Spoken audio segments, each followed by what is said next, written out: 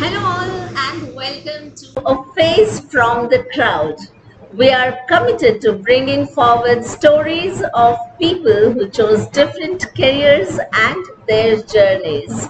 Our guest today is pursuing her PhD in mental health at workplace at McMaster's University, Canada. She had done her integrated master's in psychology from Central University, Hyderabad. Let's meet this young, bubbly research scholar to know how she landed in Canada and her views on various issues in life. So let's welcome our guest today, Sheila Addanki.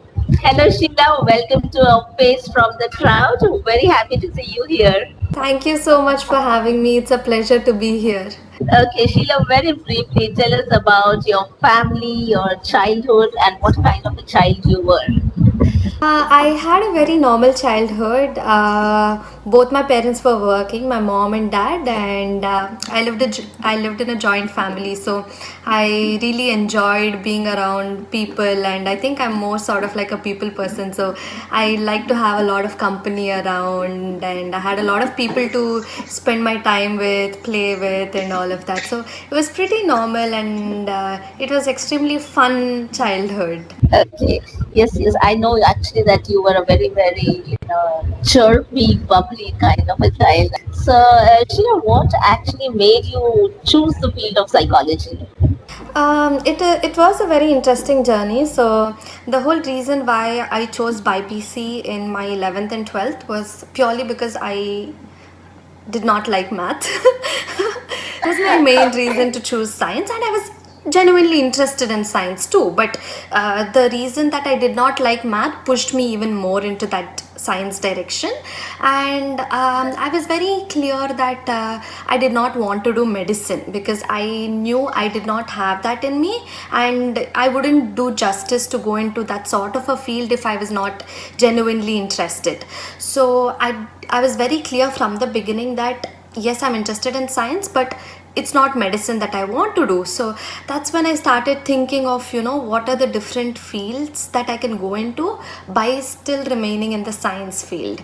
Then the 2 years in BIPC just went by so quickly that I did not even realize. And almost towards the end, when every one of us are pushed into MSET exams and that coaching for MSET, that's when I started thinking, okay, this is not what I want to do. So I knew I didn't want to do MBBS, and 2 years went by very quickly without even understanding where that time was spent. So towards the end, I started exploring as to what my options are, and there were two things that I came up with that I was interested in. One was genetic counseling, and the other was psychology. And when I looked for courses in this field, I found that most of the courses were related to arts, like BA psychology with different sorts of electives that you could take up. And I was very particular that I didn't want to switch to arts. I still wanted to remain in science field and study psychology, but get a degree in science, not in arts. So then I tried to look for my options, and I came across an integrated masters of science course at Hyderabad Central University in health psychology. So when I came across that, I knew this is exactly what I want to do. So I went ahead, I applied for it, and I was fortunate to have gotten selected for that course. Did you always think of doing your PhD, Sheila, or did you pick up this fancy for PhD at a later point of time? No, I never imagined me doing a PhD. Probably when I was in my third year of my integrated course, I did a project work wherein we had to do a research, and when I tried that, I really enjoyed doing it. So that's when I started getting more inclination towards research and trying to find out what exactly it is, how to do it, and I realized that I'm also good at it. So that's when I decided that at any point of time in my life, if not immediately, I would really like to do a PhD. Okay. Sheila, when I look at you, you seem to be so chirpy, so bubbly, so full of life. And normally, when we see a research scholar or when we see somebody pursuing a PhD? We see that the person has a nerd kind of a look. How would you explain that?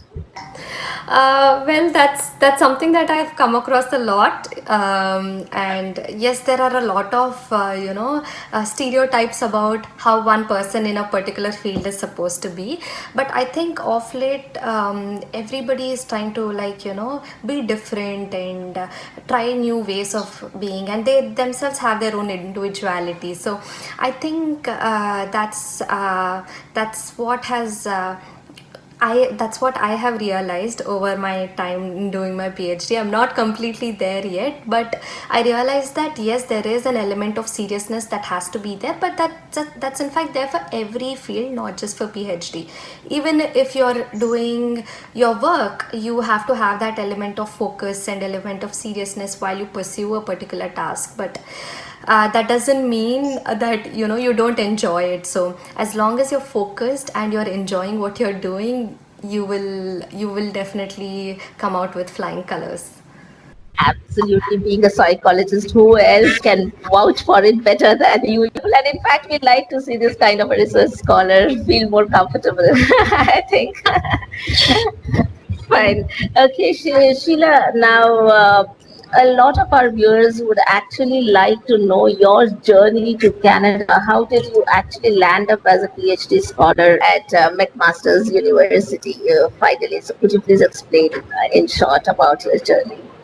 So to enroll for PhD is slightly different from the other kinds of ways you go out to go abroad for education. So generally you look at universities and shortlist courses that you are interested in, just apply for a program. But when you want to do a PhD, it is advisable and if not mandatory for most of the universities that you should have a professor in the department who is formally agreed to supervise you. So the first step is to look at professors who are working in the field that you are interested in and reach out to them to connect further. So that's how I have written to various professors, and I scheduled interviews with them, and after the interviews they either select you or they say they're willing to take you, and then you go ahead and apply for the university. And the university will have fairly very broad admission requirements. So based on that, the selection process happens. Okay, wonderful. And how long does this entire process take? Well, Does it happen like this, or does it take? it depends on a lot of factors. If you're able to find someone who you're interested to work with very quickly, or you take some more time to reflect on what exactly your interests are and what research you want to pursue. So just to give a time frame about my personal experience, it took me approximately 1 year entirely to do this process. Sheila, I also understand that you had worked earlier prior to coming to Canada. I think roughly around 3 years, if I'm not wrong. So, Yes. how did that work experience help you? So I wasn't looking for a job, to be honest. When I was in my last term, I came across some doctors whom I knew, and they were starting off this new venture called Inpatient Rehabilitation Services in India, which is fairly one of its kind. And it was a startup, so it was extremely enriching. The 3 years in that place was an amazing experience. I got an opportunity to see how a company is built, how the business is formulated, how do you put across different standard operating procedures, and how do you even evaluate and see if that's working or not, in addition to actually practicing counseling. So it's a very broad experience, I must say, and it definitely helped me in many ways. Like, for example, just interacting with different levels of people. Like, I was a fresh graduate out of college, and until then you kind of have minimum interactions just with professors within your own department who are there to support you. But here you're kind of like interacting with CEOs, with people from different fields, with doctors who are at a much more experienced position. So in the beginning it was a little intimidating, but later I realized that in a workplace context the culture itself is entirely different, and they want to hear from you and your ideas and how you want to pursue those ideas. So if you are able to communicate that clearly to them, you can definitely make progress in that place. So I really feel like, I worked a lot on my communication skills. How do I convince people of my ideas, and how do I pursue those ideas and show results? So I think that was extremely helpful for me in those 3 years. Wonderful. The way you seem to be excited of the whole thing when you speak of the startup, Sheila, does that actually somewhere indicate that you would land up as an entrepreneur somewhere in future? Can we see you as I an really wish. entrepreneur? I really wish so, but it does take a lot, and it's amazing. Like, people who think they have the skills to do that should definitely give it a try. Yes, you might be really worried and scared about, how it's going to turn out, but more than the outcome, I think what you learn in the entire process will make you much more equipped as a person in your career. Good to hear that. Okay, Sheila, now what exactly are you doing at your PhD right now? So What are you my learning? What are you working on? So the first year of my PhD was entirely taking some coursework, so just to prepare myself for actually doing research. And following that, I began my research, and I am studying how to implement mental health training programs and support for healthcare workers. So in general, how do we implement workplace mental health? So it's all about trying to understand that, we do regard physical health as health in workplaces. If you have an injured knee, you are able to tell people around you that yes, you have an injured knee and you need support. But if you're feeling stressed, or if you're struggling with something else, you don't generally feel comfortable to share that with your colleagues or with your manager, just because of the fear of, them judging you, fear of them associating your performance with your mental health struggles.